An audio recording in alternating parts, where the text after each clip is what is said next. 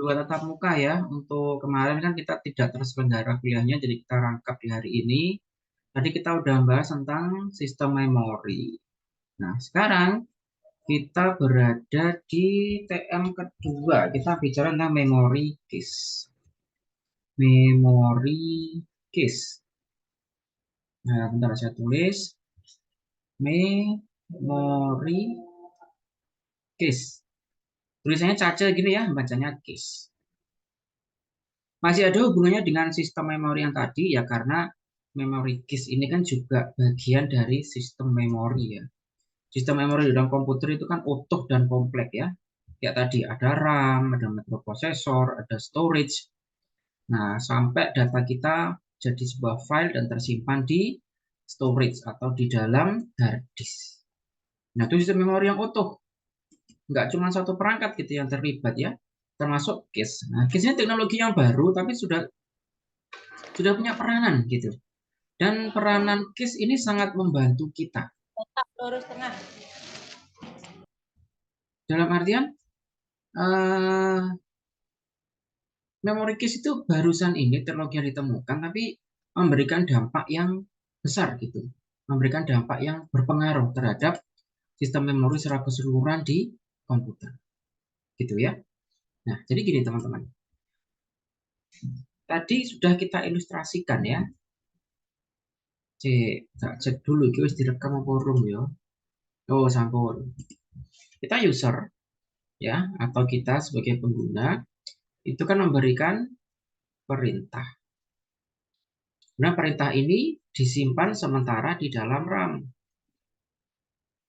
untuk kemudian diproses ke mikroprosesor. Nah, dari mikroprosesor kemudian dikembalikan ke RAM lagi untuk didistribusikan. Perintahnya apa? Apakah untuk monitor, berarti menampilkan sesuatu, untuk printer, berarti untuk mencetak, atau keyboard, berarti untuk mengetikkan sesuatu, tayang juga ini di monitor. Jadi kompleks ya sistem di dalam komputer itu. Tapi perlu Anda lihat bagian yang ini, antara RAM dengan mikroprosesor. Saya kasih lihat dulu ya. Tadi kan RAM sudah. Mikroprosesor.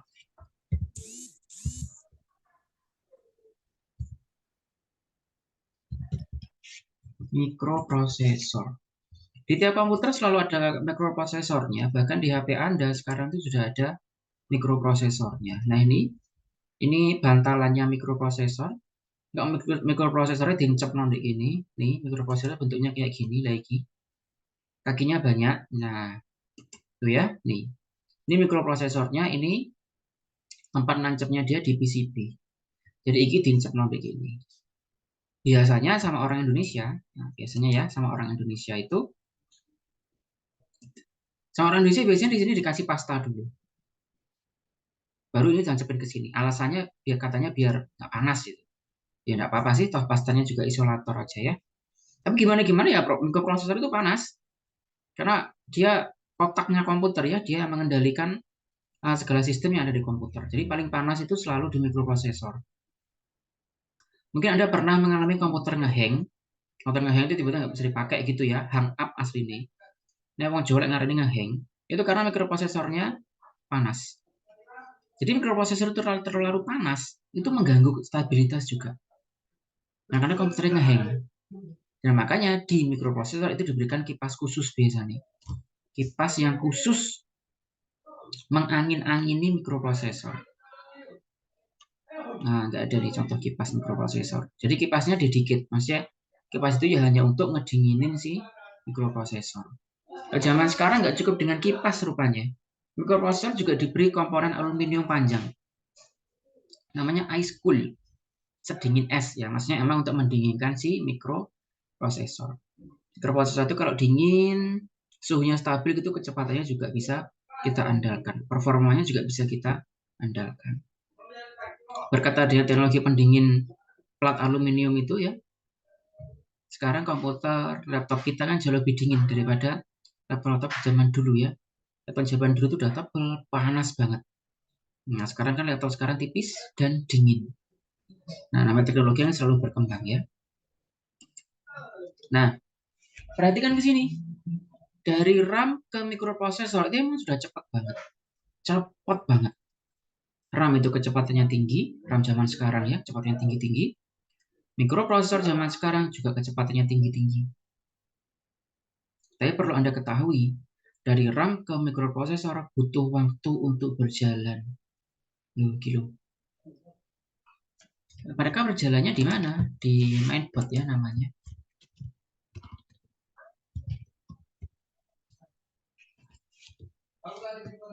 Ini namanya mainboard. Nah ini teman-teman bentuknya. Semoga gak pecah. Mikroprosesor itu di sini letaknya. Nih, sini nih. RAM tuh di sini. Yang warna biru ini. Tuh. DRAM memori. Berarti dia masih pakai DRAM ya. Ada DRAM, SDRAM, ada DDR. Nah, itu teknologi yang barusan kita bahas. RAM itu di sini. Nancapnya di biru-biru ini. Tinggal tancapin plug, dikunci gitu aja. Mikroprosesor tancapin sini, kasih pasta dulu, terus dimur biasa nih. Kasih baut. Perhatikan ini. Dari RAM ke mikroprosesor dan balik dari mikroprosesor ke RAM, ya, itu ada jalur, ada jarak. Iya toh, ada jarak. Ini butuh waktu untuk berjalan. Dan ada kabel di sini. Kabelnya namanya sirkuit ya. Kayak kamu kalau karena ngerti PCB, nah ini namanya sirkuit. Biasanya juga kabel, tapi ditanam ya. Di dalam PCB, ini namanya sirkuit. Sirkuit dari RAM ke DDR tadi kan butuh jarak nih. RAM-nya di sini, mikroprosesornya di sini, dan ada sirkuit yang harus dilewati. Sirkuit itu ya kayak jalan itu ya. Ibaratnya Anda dari Bojonegoro Kota ke Kanor, misal. Sedekat-dekatnya, sedekat-dekatnya Bojonegoro Kota ke Kanor tetap butuh waktu untuk perjalanan. Durung maneh lek dalane macet. Durung maneh lek Kanor iku banjir. Misal, durung maneh lek ono mak-mak belanja di pasar, bikin macet. Nah, ilustrasinya juga gitu. Untuk ini RAM ke mikroprosesor butuh waktu untuk berjalan dan butuh jalan. Nah, sehingga untuk mengatasi ini tadi, jika ada resiko di jalanan ini tadi, makanya di dalam mikroprosesor itu diberikan satu memori, ya, namanya memori case. Jadi memori case itu sengaja ditanam di dalam tubuhnya mikroprosesor. Buat apa? Gini, dari RAM, nah kan jalan nih, gini. Perintah-perintah yang jadi prioritas itu jalan dulu, dititipkan di dalam memory case. Sehingga perintah-perintah yang prioritas kan butuh banget cepatnya. Perintah yang prioritas itu kan butuh banget diproses saat ini juga, misal gitu. Itu dimasukkan ke memory case. Tapi perintah-perintah yang lain yang tidak prioritas tetap berada di RAM. RAM tetap berfungsi sebagaimana fungsinya dia, tapi dibantu dengan memory case. Jadi perintah-perintah yang prioritas nggak perlu berjalan jauh, titipin aja dulu di case. Jadi nggak perlu jalan lagi ya, nggak perlu perjalanan dari Bojonegoro ke Kanor lagi, udah nggak perlu. Karena ibaratnya perintah-perintah yang prioritas itu sudah ada di kampusnya Iksada, misal. Jadi orang-orang prioritas, orang-orang VIP itu udah ada di dalam kampus. Terus nggak perlu maneh numpak angkot, numpak bis untuk perjalanan. Nah gitu ya analoginya ya. Di dalam memory case itu biasanya ada kamar-kamar yang kita sebut L1, L2 gitu. Kalau kamar L1 penuh berarti meluber ke L2. Kalau kamu beli mikroprosesor yang mahal, biasanya sampai L3 dan L4. Nah gitu. RAM itu anggap aja ini kita punya kapasitas 4 GB. Memory case ini kapasitasnya kecil-kecil. Kadang cuma 1 MB. Kadang cuma 3 MB. Bahkan ada yang cuma pakai satuan KB. Kecil banget. Ya wajar ya. Namanya orang VIP itu kan mesti ruangannya lebih kecil ketimbang ruangannya rakyat jelata. Tuh. Kamu lihat aja di acara-acara wisuda, misal. Wisuda di kampus Ungu kemarin. Mereka di VIP itu kan mesti ruangannya kecil. Dan orangnya sedikit. Nah itulah memory case. Kita anggap ini orang-orang VIP. yang perlu diproses dengan secepatnya, prioritas gitu. Nah, kalau di L4 ini sudah penuh, ya sudah, berarti sudah tidak ada lagi prioritas yang banget, sehingga tetap ikut antrian di dalam RAM. RAM ini kecepatannya tinggi, tapi kecepatan RAM masih lebih rendah dari kecepatan mikroprosesor. Sementara case, karena dia numpang di dalam tubuhnya mikroprosesor, maka kecepatannya memory case itu menyamai kecepatan mikroprosesor.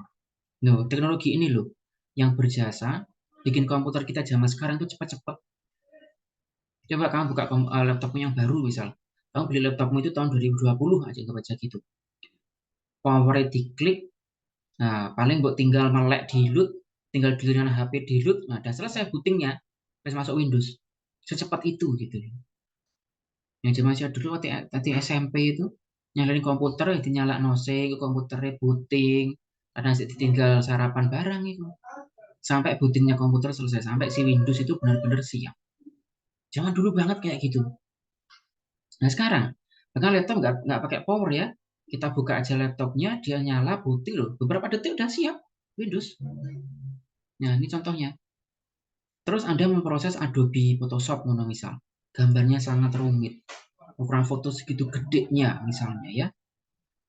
Tapi bisa secepat itu komputer mengatasi, komputer menyelesaikan perintah yang kita berikan. Salah satu jasanya ya ini, adanya memori case ini ya. Banyak faktor yang lain, bukan berarti terus kok kalian mendewakan memori case, no ya enggak. Orang-orang lama, boleh ngarani yo, generasi-generasi lama itu mendewakan RAM. Dikit-dikit ngomong RAM, dikit-dikit ngomong RAM, nah, gitu mereka. Pengen komputermu cepat, yo RAM itu upgrade-an. Nah, biasanya mereka ngomong gitu. Padahal cepat dan tidaknya komputer tidak hanya urusannya sama RAM. Yo RAM-nya kecepatannya berapa, kapasitasnya berapa, mikroprosesornya juga punya peranan, kan gitu. RAM-nya cepat, mikroprosesornya cepat, tapi sirkuitnya jalannya sempit.